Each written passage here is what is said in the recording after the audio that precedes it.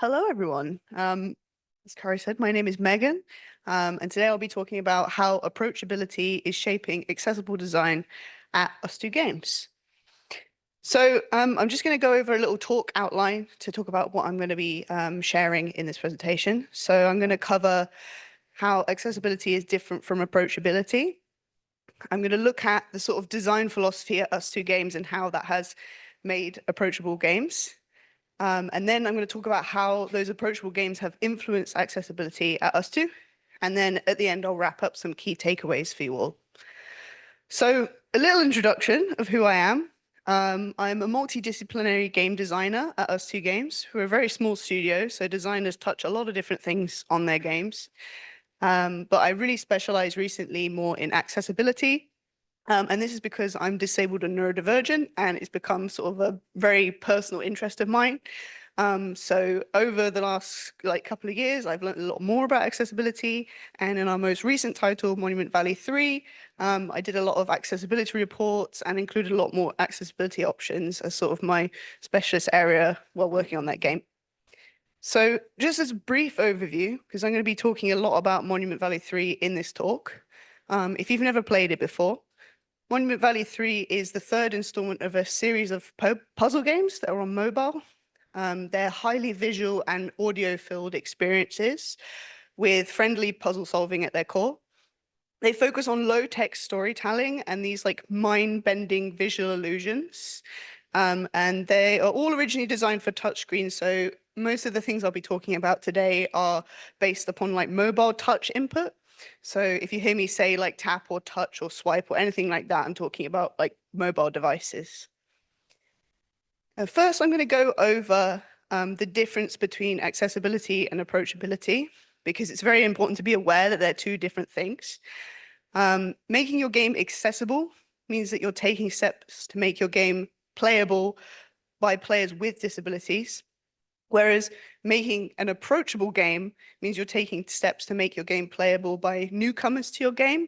So that could be anyone who's never picked up a device before, or somebody who's never played a video game before, or has really little to no interaction with that type of thing. It's important to know the difference between the two because I'm going to be talking about both throughout this talk. And I want to ensure that you know that they're not the same thing.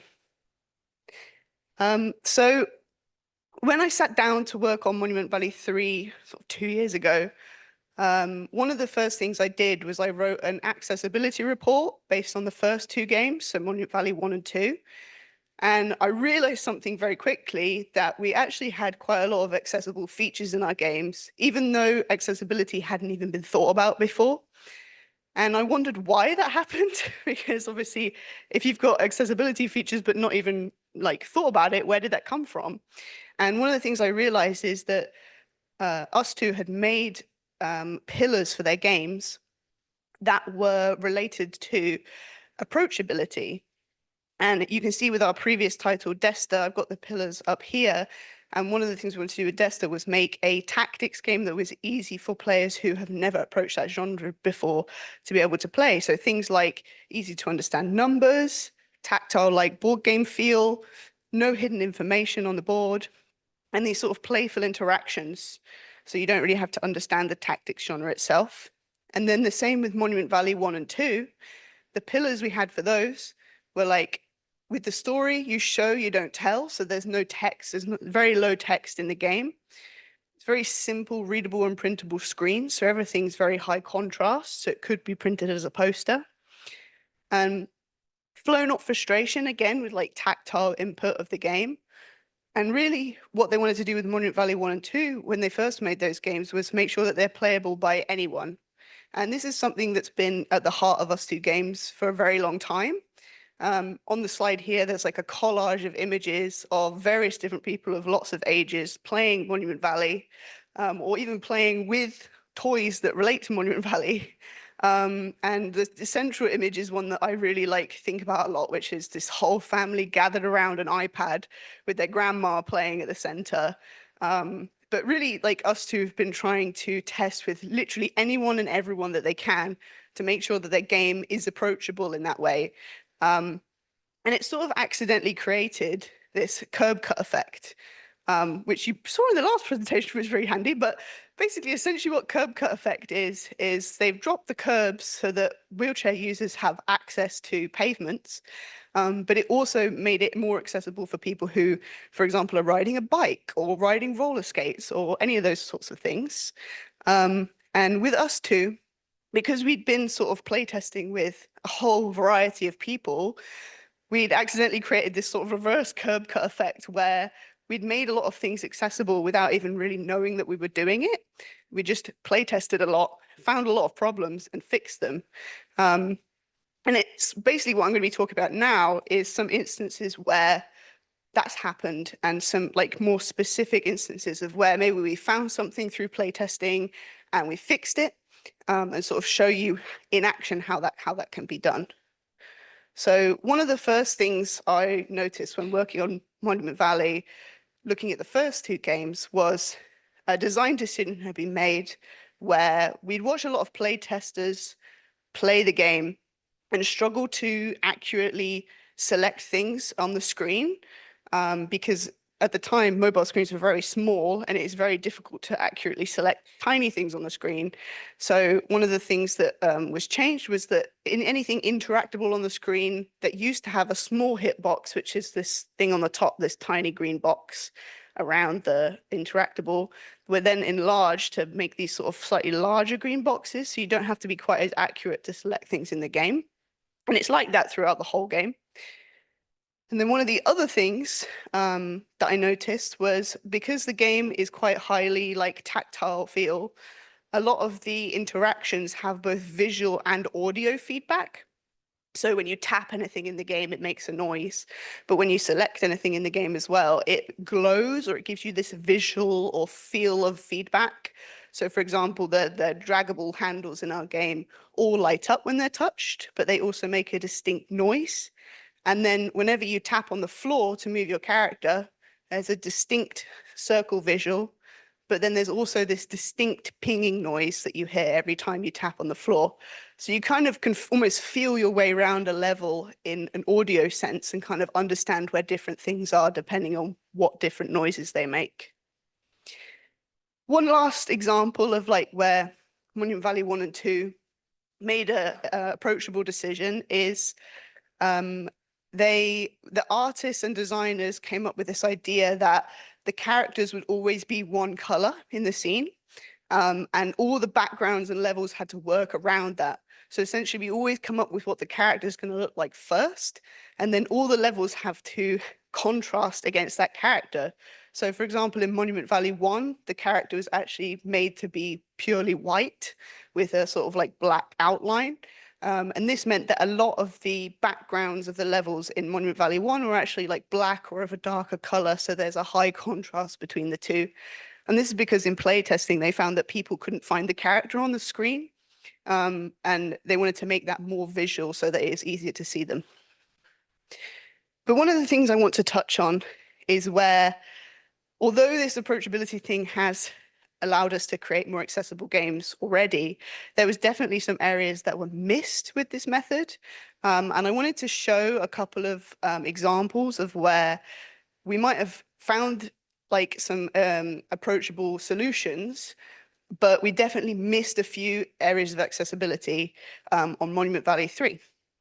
So the first one is there's an image on the screen of two screenshots. And the first image is from Monument Valley 1. And there's sort of like a cube style puzzle level. And there's two sides of the cube that are differentiated by color. And we use this as puzzle designers to try and reduce cognitive load for players so they don't have to remember so much of what's going on in the level, especially if there's a lot of things going on. But as some of you might have realized, differentiating by color, obviously for some people who can't differentiate two colors, it's not giving them the information that other people are having. So it's giving them a disadvantage. Whereas in Monument Valley 3, we made a conscious effort to use patterns on the floor instead. So for example, the screenshot on the right, it shows doors that are linked via shapes. So in front of the door, there's a circle. And if you enter that door, it will take you to the other door that has a circle below it. And it's something very subtle, but it really does reduce cognitive load for players who are looking for that type of thing or maybe struggling with the level itself.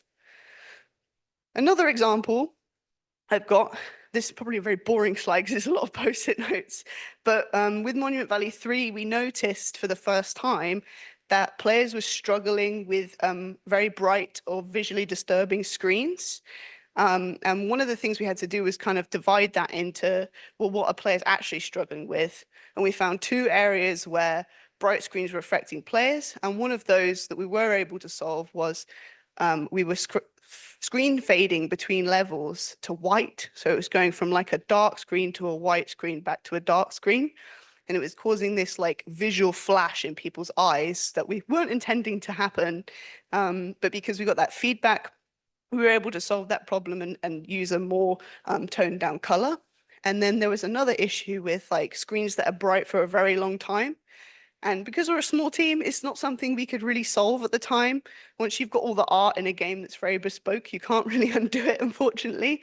But it's definitely something we thought about, created an idea of having a toggleable filter for, but we didn't get the time to put it in the game itself. But it's important to acknowledge the fact that we're aware of it, but we couldn't do anything at the time because it's something you could pick back up later on.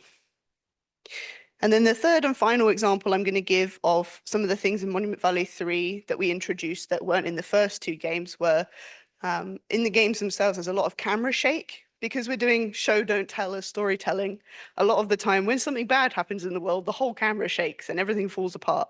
But we realized this was causing people a lot of motion sickness, especially now screens on phones have got bigger. So it's now a toggleable filter in the settings that you can turn off. And then the same thing with pinch to zoom, so gesture controls. We found that a lot of people were accidentally interacting with gesture controls when they didn't want to be. So it's now a toggleable setting in the settings of Monument Valley 3.